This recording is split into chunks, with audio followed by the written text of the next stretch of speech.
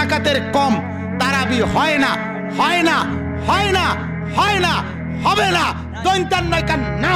8 রাকাত যারা তারাবি পড়ে কিংবা বলে তাদের তারাবি আদায় হবে না। তারাবির নামাজ কয় রাকাত? 8 রাকাত।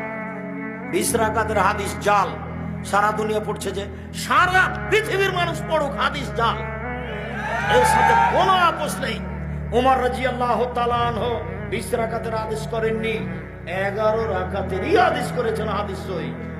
যে ফজরের নামাজের ফরজ কয় রাকাত, জোহরের ফরজ কয় রাকাত, আসরের ফরজ কয় রাকাত, মাগরিবের ফরজ কয় রাকাত, এশার ফরজ কয় রাকাত?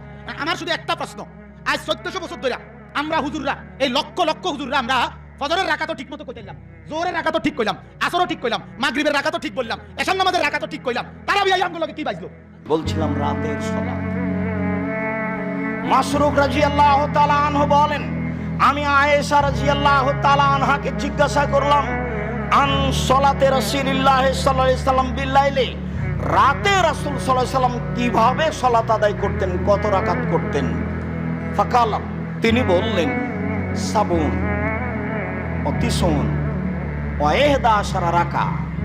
তিনি বললেন, কখনো পড়তেন 7 রাকাত, কখনো পড়তেন 9 রাকাত, কখনো পড়তেন 11 রাকাত।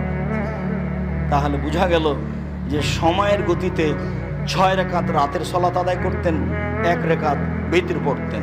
সময়ের গতিতে 8 রাকাত রাতের সালাত আদায় করতেন, 1 রাকাত বিতর পড়তেন।